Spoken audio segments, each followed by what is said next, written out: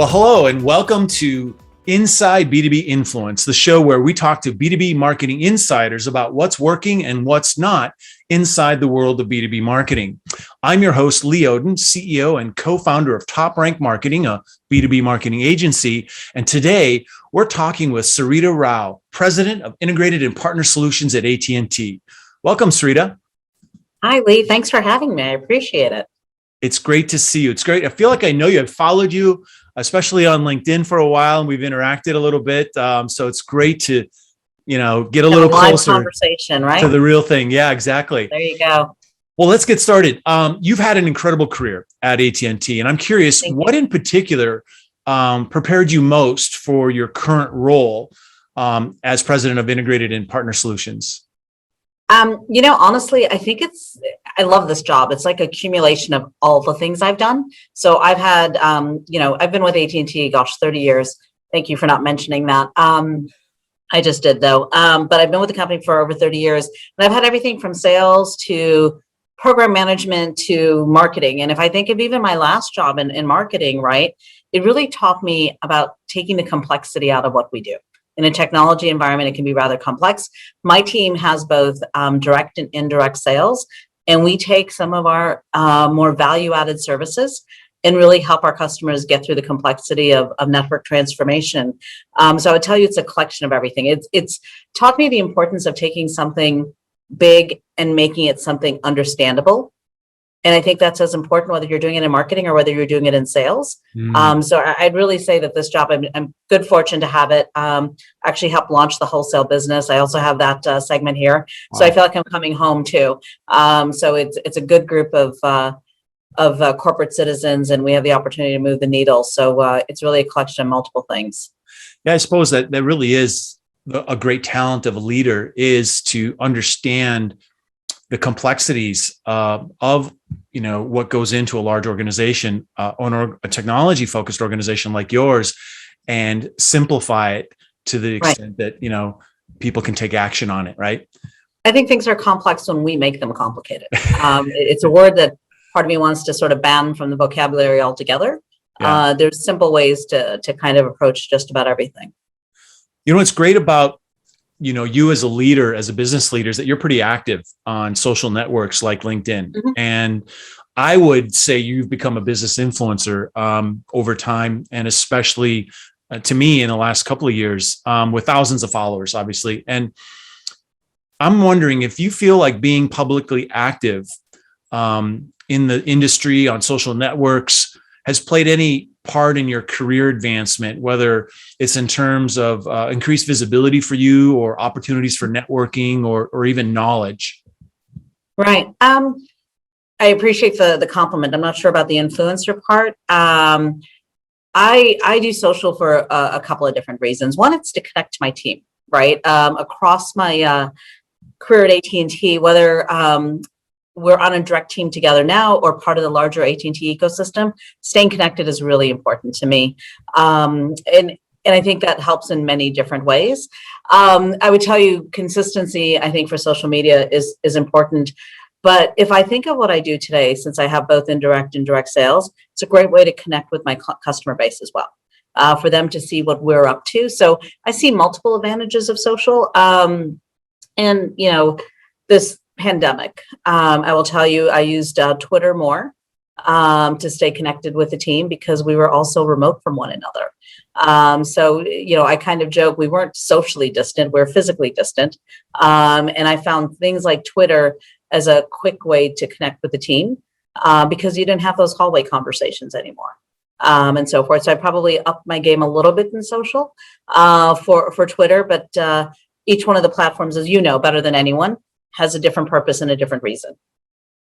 Yeah, definitely. And, they're great communication vehicles for so many, in so many ways. And they don't turn off. They're always on. And it's a great way to amplify the work that your team is doing. And frankly, our next generation of leaders, right? I think social provides a fantastic platform for that. I mentioned, being more active in the last year and a half. The number of people in leadership positions in business that are active on social networks has increased quite a bit. Digital first and with so much focus on, being present on digital channels, since there's such a increased focus there over the last year and a half or so. But not everybody is comfortable with being out there.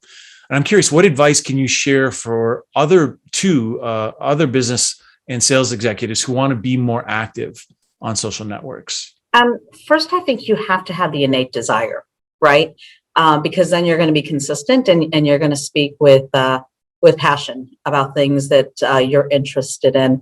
I don't think you can be on social and be robotic about it. It has to be the authentic you, but you also need to remember each of these platforms is meant for something else, right? I don't do Facebook. Facebook is very personal, right? I don't do business content on Facebook. Do I stay in touch with some friends via Facebook? Yes. For LinkedIn, right? It's a different experience. Twitter is different, and so forth. So there's different ways that I think as a leader or in that business world, you've got to think about what you want to be and how you want to be out there in social. And then, for me, there's a couple of different ways that you can, build your brand, because that's effectively what you're doing on social media. First and foremost, personal and professional, they go hand in hand. So it can be difficult to separate your personal life from your professional life, but make sure the content that you're putting up there represents your best self. And again, I go back to remember what the platform is for. And so forth. And I think that's important. And you have to speak to be heard, right? Ultimately, it's going to give you a platform to share your ideas and connect with others. It's also a fantastic way to get a temperature, right? Some of the surveys that you can do of what folks are thinking outside of your world, especially in an environment where we've all been a little secluded from each other, right? So it's a great way. I like using some of the different social polls and so forth as we're thinking about, how do you get back to work? It's a nice kind of way to reinforce some of the thinking. It's important to always be yourself, to be authentic, not be robotic. And I think that's really important. Determine the right platforms. I think that's an important pointer. What's the one you're most comfortable with? What you can do on Twitter is very different than what you can do on LinkedIn, right? So make sure you're investing in the platforms that get the message that you want to put out there. And then hashtags. I love the use of hashtags, but let's make sure they're relevant. Let's just not use hashtags and emojis for the sake of using hashtags and emojis, but make sure they're really relevant. The reason why you're using a hashtag is to connect in that conversation, right? Mm-hmm. It's not just to put a hashtag out there. So let's make sure you're using really the right hashtag.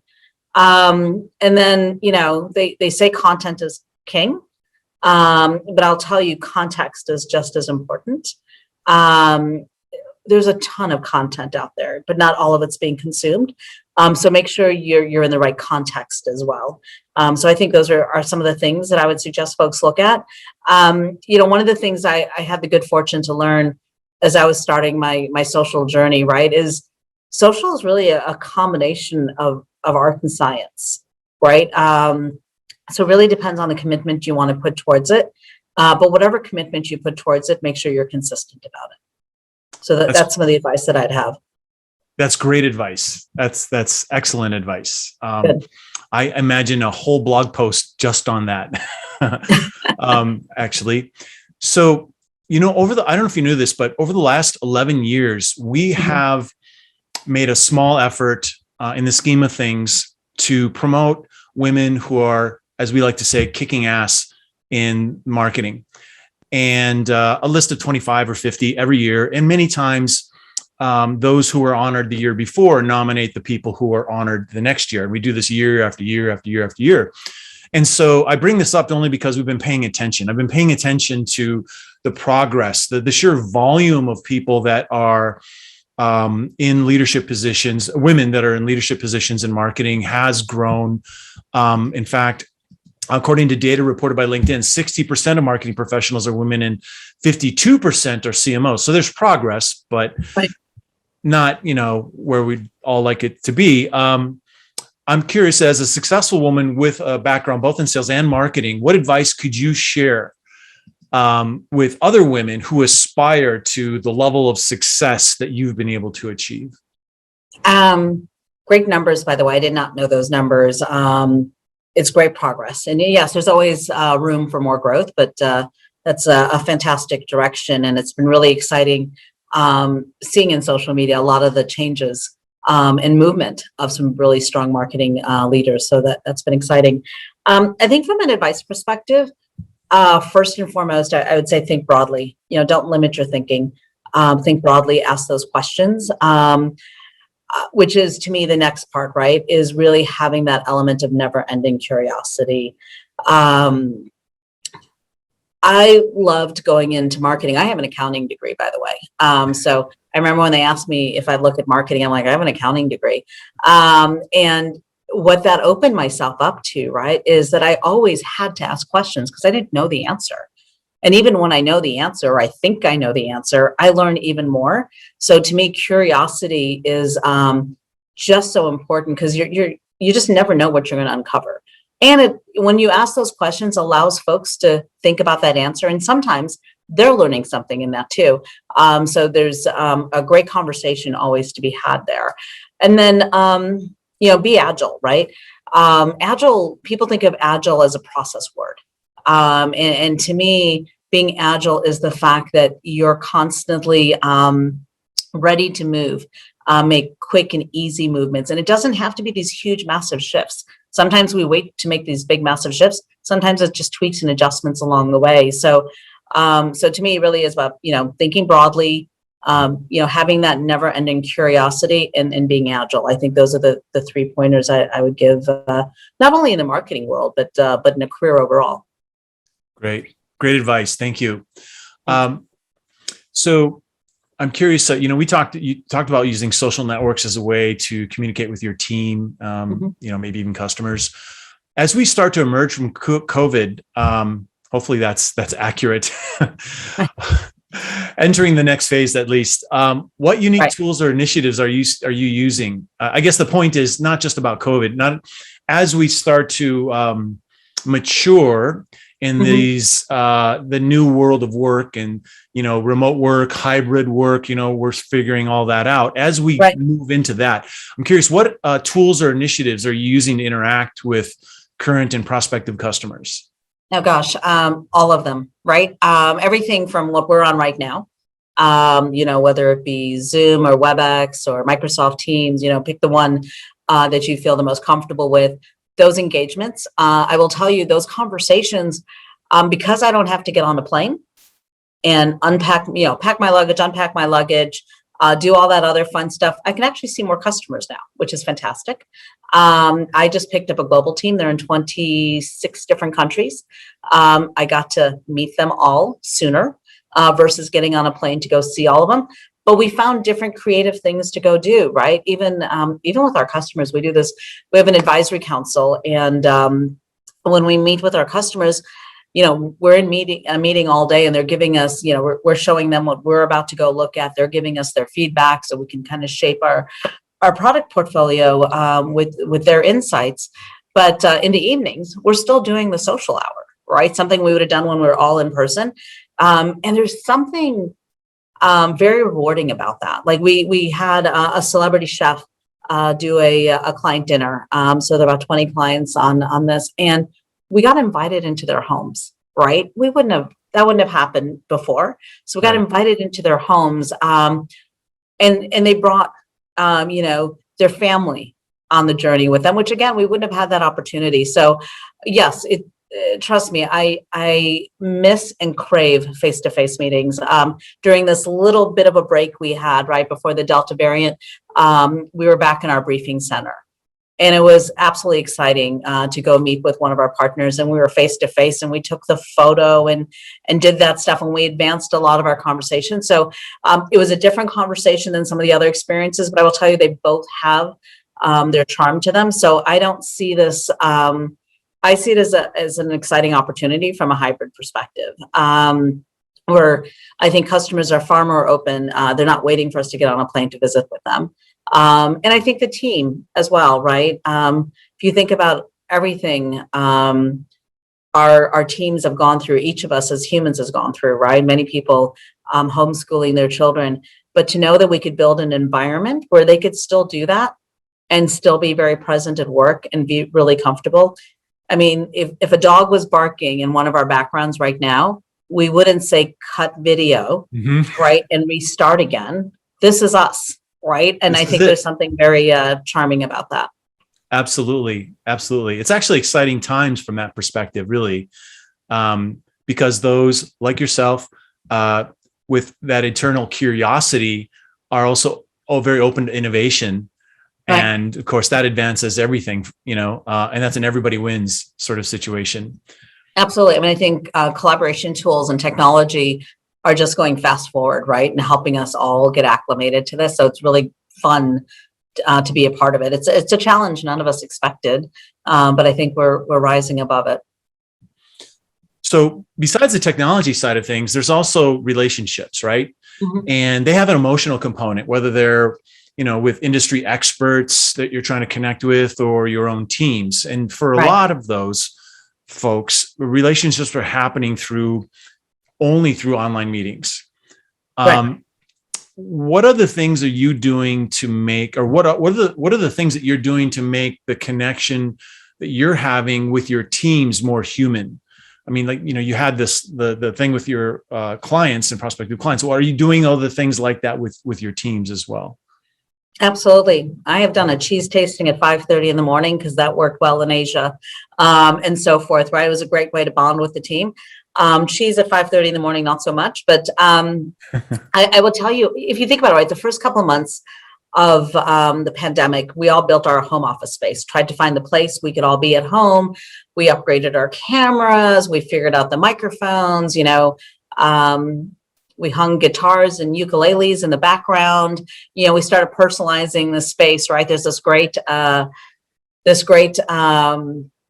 Twitter handle called Room Rater, right, where they rate the rooms and so forth. So I think we all became conscious. I think one of the best-selling books on Amazon during the first months of the pandemic was kind of reading, and I don't remember the name of the book, but reading and looking at the titles of the books on people's bookshelves and so forth, right? So, so we had that element, and then, many folks, right, kind of also managed to become, teachers to their children, and, many adopted new pets, and, and some, obviously many just, spent more time with their family.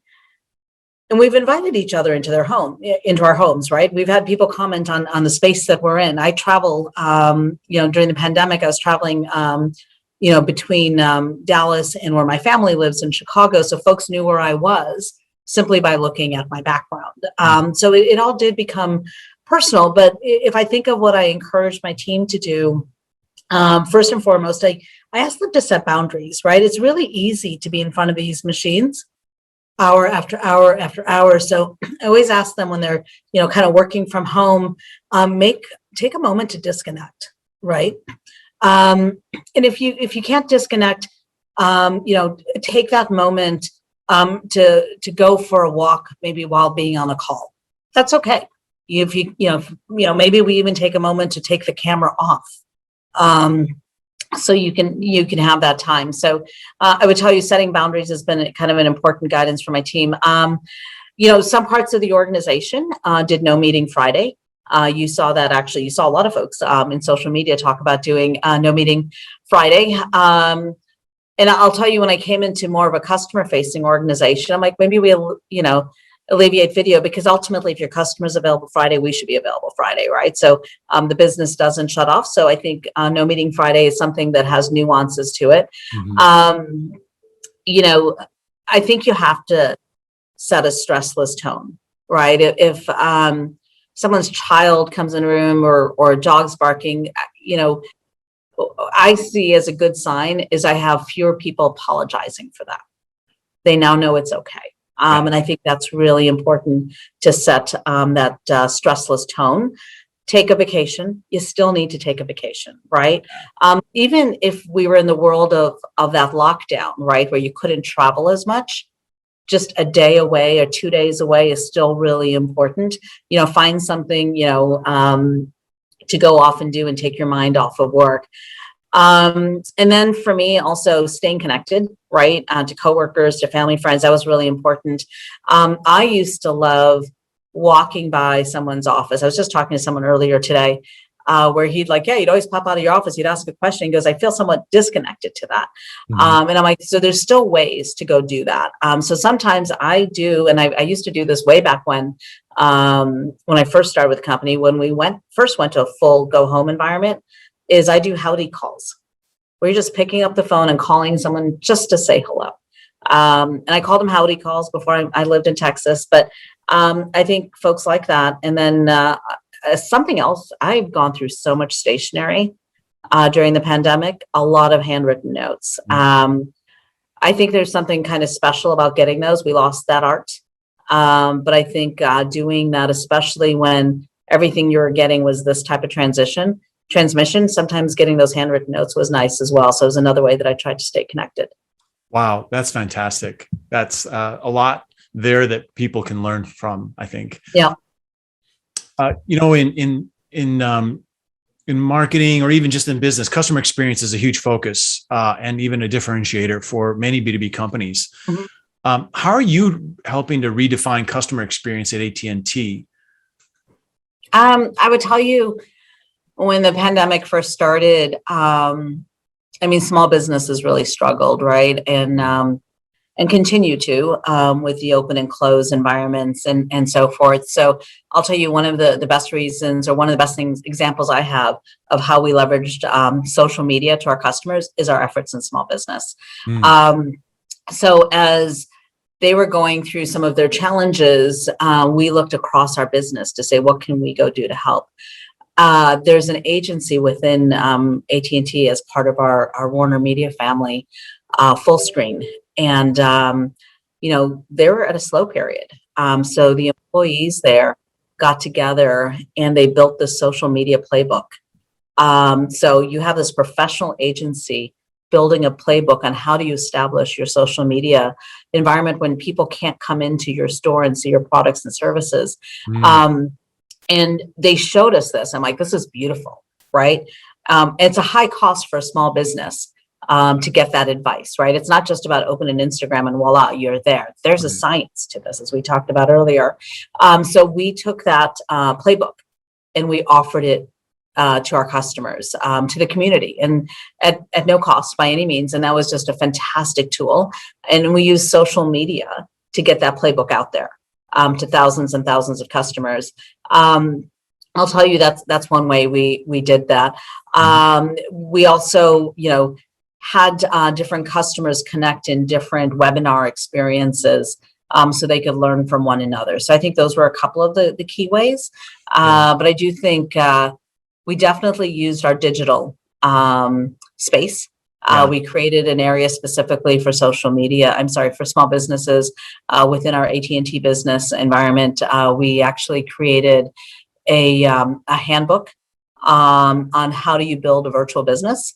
How do you take your physical to your virtual business and so forth, and shared that as well. So what we tried to do was take some of the things that larger companies have more easy access to and make those available to smaller businesses. Wow. Without a cost. Yeah. That's awesome. That's awesome, because obviously they're in need, and as much or more than anybody for that kind of advice. So it's timely, there's utility.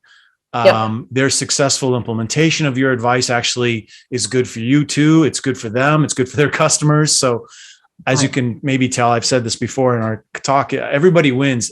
I'm very much a fan of scenarios in business where it's an everybody wins situation.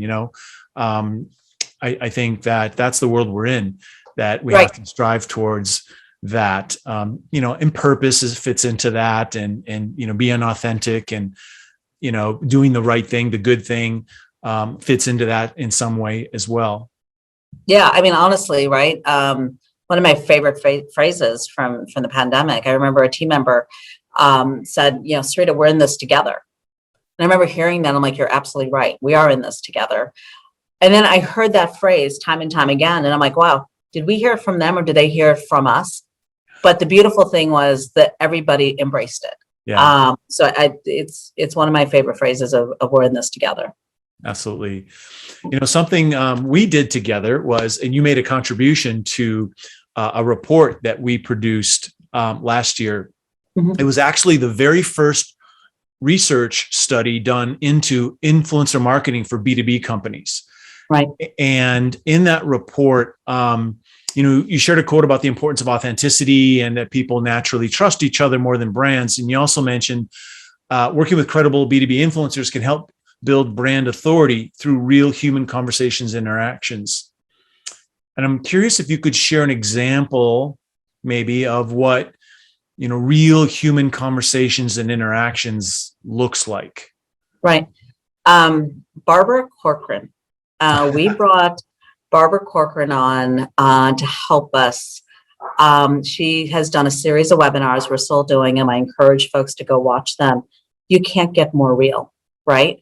Barbara also brought her friends in, right? Like Rachel Ray. So someone that's both inspirational and aspirational, right? So if you have somebody that is going out there to start that business, they've seen these individuals grow those businesses. And what I loved about Barbara is we always offered up a Q&A section, and someone's like, well, I'm thinking about starting this. And she just said, you're too late. You're too late if you don't start now. Mm-hmm. So she was directive and motivational as well. And we've seen how Barbara's built so many successful businesses through her work. So I think it was a very relatable speaker. And it was somebody, again, that simplified something that was rather complex. She brought emotion. Like folks say, this isn't emotional. It is emotional, right? So she brought emotion into it, and she brought a sense of urgency where urgency was required. And this wasn't anything, again, that we charged our customers for. This was about us contributing to the community, because that's what small businesses are about, right? It's the community. So I think Barbara was probably, she was just a huge hit, but just so incredibly authentic.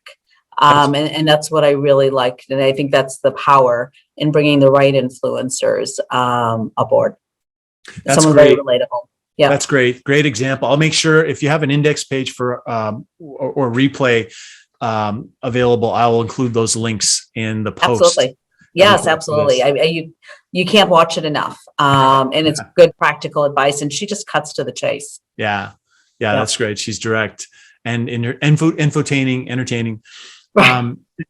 So we talked earlier about, not every executive is comfortable being out in social, but at the same time, it's really, I think, important to, get an opinion from someone like yourself on whether it's even, it's something they should be doing in the first place. Like, how important do you think it is for today's modern sales or marketing leader to be active publicly? And social would be one example of where they would do that.